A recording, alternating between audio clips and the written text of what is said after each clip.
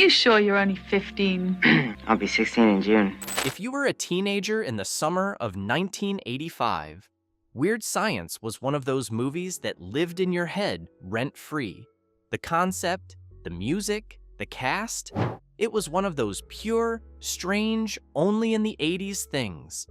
But even after all these years, the film is still hiding things. Here are 30 small details you missed in Weird Science, 1985. Lisa! What's going on? Ah! Detail 30. The script was written in 2 days. John Hughes wrote the screenplay for Weird Science in approximately 2 days. A weekend of concentrated work with no development period, no studio notes, and no outline. He described the script as something that poured out instinctively rather than constructed deliberately. The rapid writing is visible in the film itself. The structure is loose, the third act escalates into barely controlled chaos, and the ending piles on spectacle as though Hughes was generating ideas faster than he could organize them. The speed of the writing was partly a function of necessity. Hughes had the Breakfast Club to finish, and partly just how he worked at his creative peak. Well, maybe you'd be more comfortable if I invited all these people back to your house. Detail 29. Hughes was unhappy during production. John Hughes agreed to direct Weird Science only after Universal Pictures promised him he could finish The Breakfast Club as well. His heart was more clearly in The Breakfast Club, a film he considered more personal and more important, and his distracted investment in Weird Science was apparently noticeable to those working with him during the shoot. Production began in October 1984 and wrapped in late December 1984. The Breakfast Club, filmed at Maine North High School in Des Plaines, Illinois, was completed in the same general period. Hughes was essentially making 2 films at the same time, and only one of them felt like a labor of love. Motorcycles in my house! Why, they're killer mutants in your house, okay? Detail 28. The title came from a 1950s EC Comics magazine. The film's title was not invented for the movie. John Hughes took it directly from Weird Science, a 1950s science fiction and horror anthology comics magazine published by EC Comics, the legendary independent comics publisher that also produced tales from the Crypt and Vault of Horror. The EC Comics era predated the Comics Code Authority and was known for its graphic content, dark humor, and willingness to satirize American society in ways that mainstream publishers avoided. The plot of the film is loosely adapted from a specific story in the magazine, Made of the Future, by writer and editor Al Feldstein, published in 1951 in the 5th issue of the magazine. The end credits explicitly acknowledge this origin, reading, "Weird Science title by permission of William M. Gaines." Gaines being the publisher of EC Comics, who co-founded the company with his father, Max Gaines, in the late 1940s. She is. You deal with the drinks, I'll kill the girls. Detail 27. 3 different actresses played Lisa. Kelly LeBrock was not the first actress cast as Lisa. An actress named Kelly Emberg was cast in the role and filmed for a couple of days before being replaced. Before either of them was seriously considered, 2 now very recognizable names auditioned for the part: Demi Moore and Robin Wright. LeBrock herself initially turned down the role, reportedly because she preferred to remain on vacation in France. She was eventually convinced to take it, coming to the production relatively fresh and apparently without reading the entire script beforehand. If we're gonna have any kind of fun together, you guys had better loosen up. Detail 26. The Playboy next to the toilet features Kelly LeBrock. In the bathroom scene early in the film, a copy of Playboy magazine is visible resting next to the toilet. The edition is not randomly selected. It is the specific Playboy issue that featured Kelly LeBrock as a centerfold, making it a visual joke about the character the boys are in the process of creating. LeBrock had appeared in Playboy, and the prop placement was deliberate. The magazine the boys are using as inspiration material happens to be a real publication featuring the very woman they are about to conjure.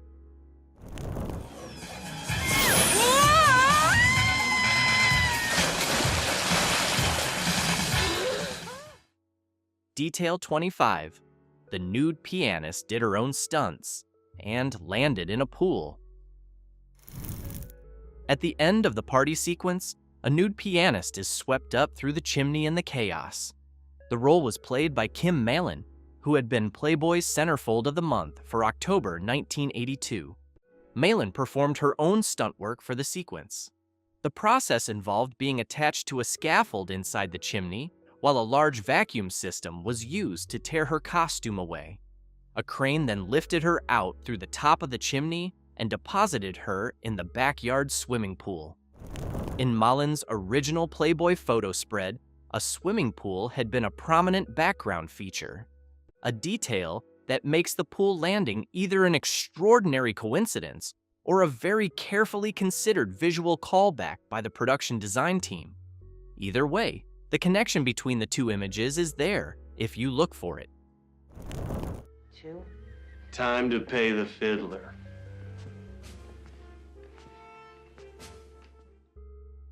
Detail 24. Chet's haircut was the makeup artist's own invention. Bill Paxton's distinctive look as Chet, the aggressive flat top with the long, slicked back sides, was not specified in the script or designed by the director. Makeup artist Michael Germain came up with the cut on his own and applied it to Paxton without clearing it with Hughes first. Germain was reportedly convinced he was about to be fired. Paxton was behind it completely and insisted on keeping it when Germain had doubts. Hughes saw the result and loved it immediately. The haircut became one of the most recognizable visual elements of the character and arguably of the film. Oh, all right. Shake on it, huh? Detail 23. Bill Paxton could not fit inside the Chet suit. When Lisa transforms Chet into a giant festering slug creature at the end of the film, the original plan was for Bill Paxton to operate the creature suit himself from inside. The suit was physically constructed and Paxton prepared to wear it. When it came time to film, Paxton became too claustrophobic to remain inside and had to be removed. The production solved the problem by stuffing two smaller actors, Kevin Thompson and Joe Geeb, into the creature suit together, operating it in tandem from inside while Paxton's voice was dubbed over the exterior. Despite the intense collaboration this required, Bill Paxton never worked with John Hughes again after Weird Science. How about a nice, greasy pork sandwich served in a dirty egg? Detail 22. Chet's most famous line was borrowed from real life. According to Bill Paxton, the memorable line, "How about a nice greasy pork sandwich served in a dirty ashtray," was not written by John Hughes. Paxton said it was a phrase his own father used to say to him when Paxton came home hungover after a night of drinking, his father's way of describing exactly what it felt like to be in that condition. Paxton brought it to the production as character texture, and Hughes kept it in. The line became one of the most quoted moments in the film. Is this your party? Detail 21. Vernon Wells was essentially playing his Mad Max 2 character again.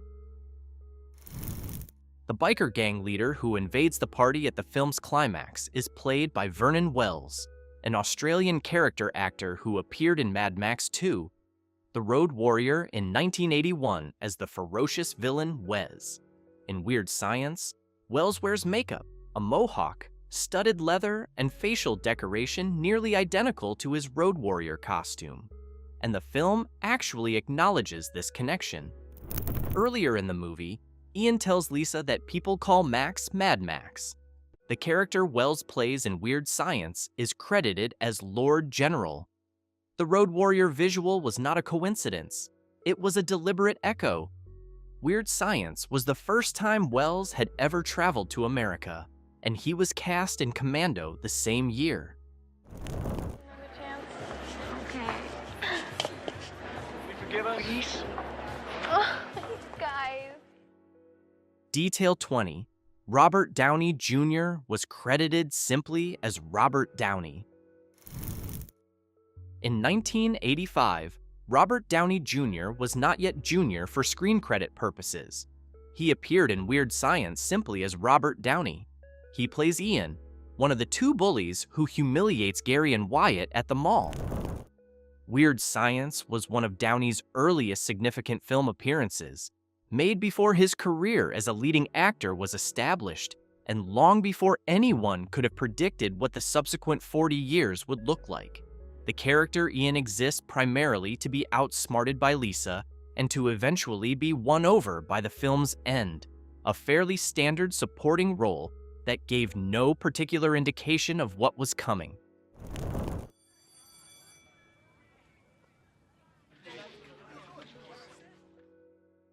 Detail 19.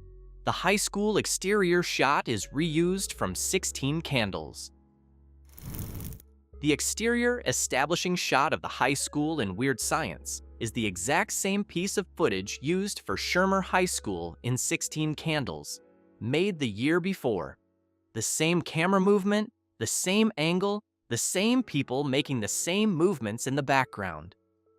Hughes reused the footage rather than reshoot the school exterior for a new film. The fictional high school itself, in the Hughes universe, is consistently Shermer High School in Shermer, Illinois, a town Hughes invented as a stand-in for Northbrook, the suburb where he spent his teenage years. The actual building used for both films was Maine North High School in Des Plaines, Illinois.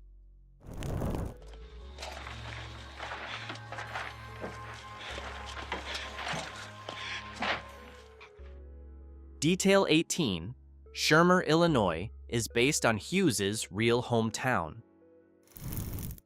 The fictional town of Shermer, Illinois, which appears in The Breakfast Club, Weird Science, 16 Candles, Ferris Bueller's Day Off, and Home Alone, was not invented entirely from thin air. Hughes based it on Northbrook, Illinois, the suburb north of Chicago where he grew up. Near Northbrook, there is a historical settlement called Shermerville, which was incorporated into the surrounding area before Northbrook's name was established. The name Shermer is a compression of Shermerville. Hughes gave his fictional suburb a name close enough to the real geography that locals would recognize the reference, while the rest of the audience assumed it was completely fabricated.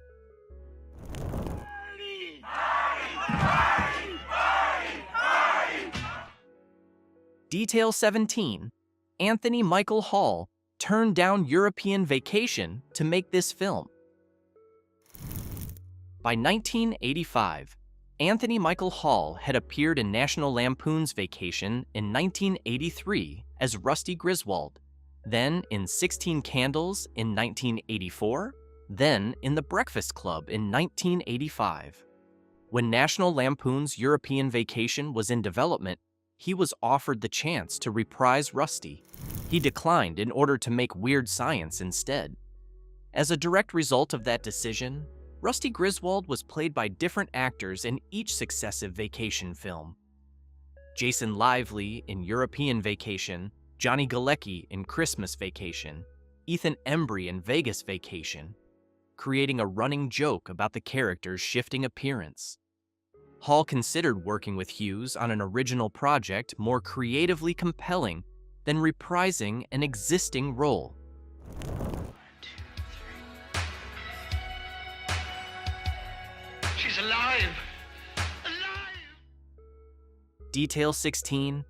Kelly LeBrock came directly from The Woman in Red. Before Weird Science, Kelly LeBrock had appeared in The Woman in Red in 1984, the film best remembered today for Stevie Wonder's hit song from its soundtrack.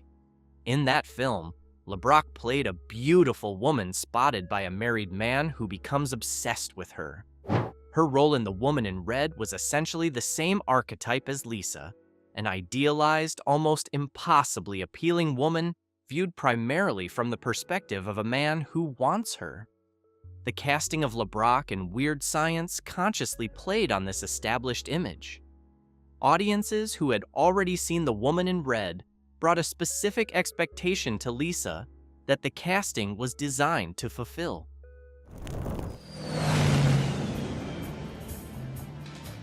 So, did you steal this car? No, I didn't steal it. Detail 15. Danny Elfman wrote the theme song while driving.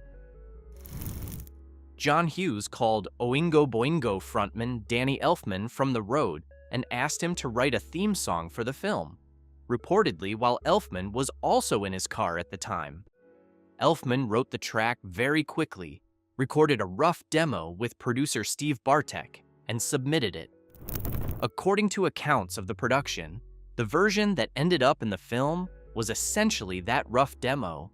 The label submitted it without the band's full approval or knowledge that the demo, rather than a polished recording, would be used.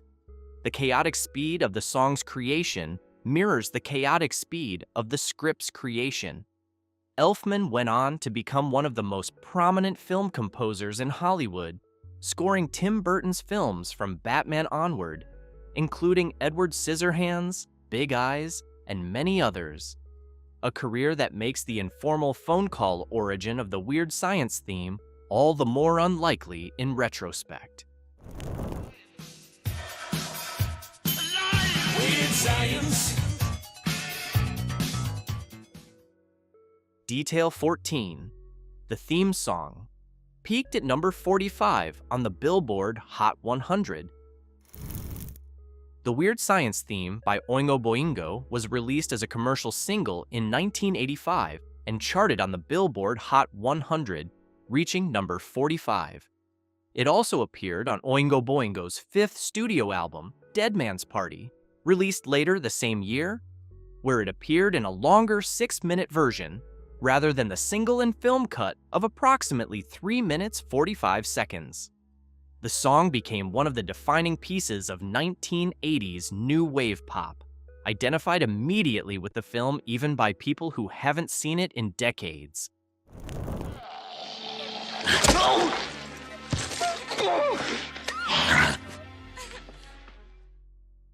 Detail 13. Michael Berryman plays a mutant biker. Among the invading biker gang that crashes the party at the film's climax is Michael Berryman, one of the most recognizable faces in 1980s horror, best known for playing Pluto in Wes Craven's The Hills Have Eyes in 1977. Berryman has a rare congenital condition called hypohidrotic ectodermal dysplasia, which gives him his distinctive appearance.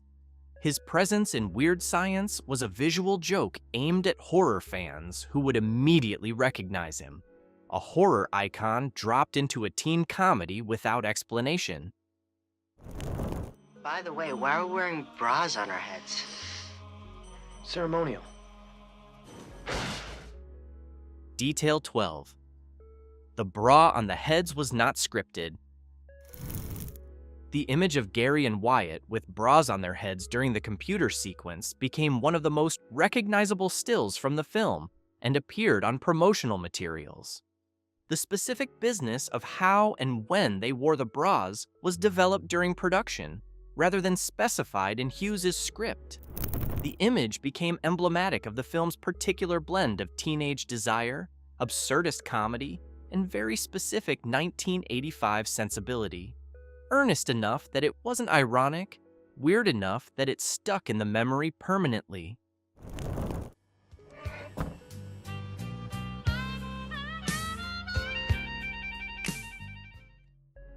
Detail 11. The Blues Bar was a real Chicago South Side club.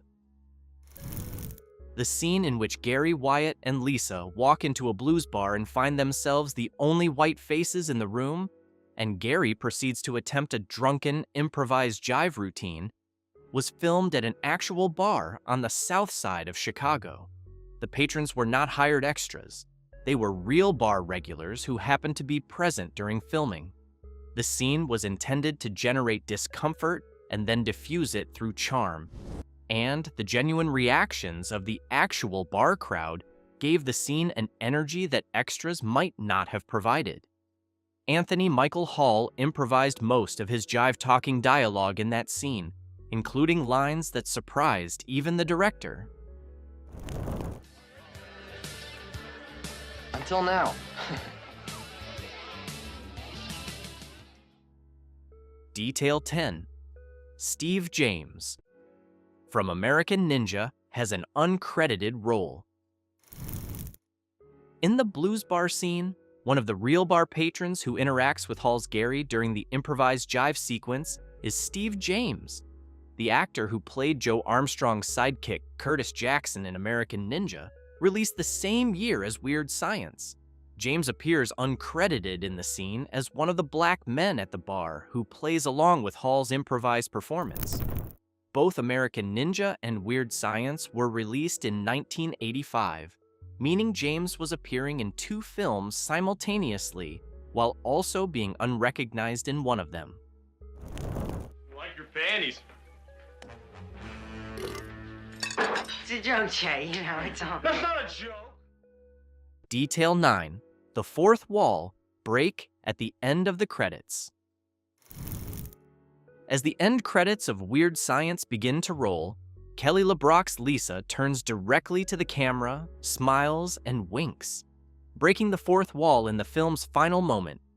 It is a small and easily missed gesture that functions as a goodbye from the character to the audience, acknowledging the shared understanding between Lisa and the viewer about what the film has just been. The moment is characteristic of John Hughes' approach to his characters. Even at the very end, they are more aware than their circumstances suggest.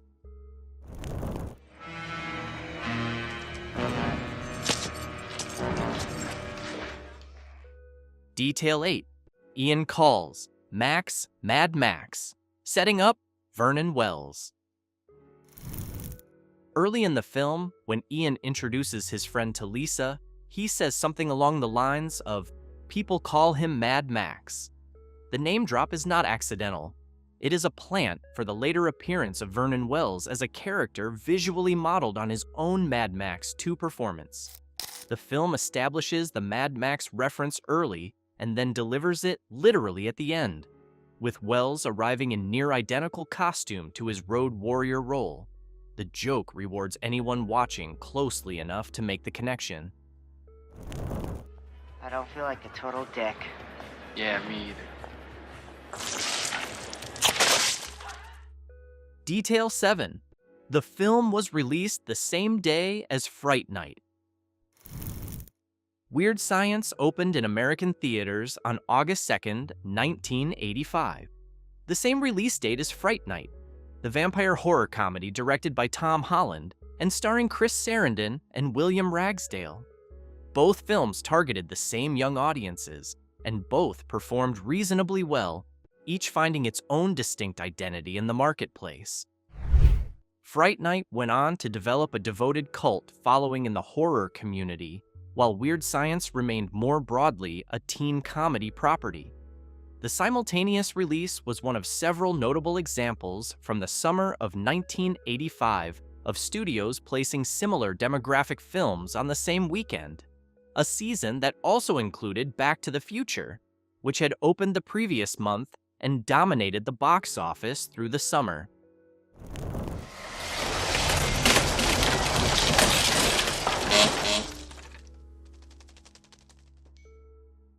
Detail 6.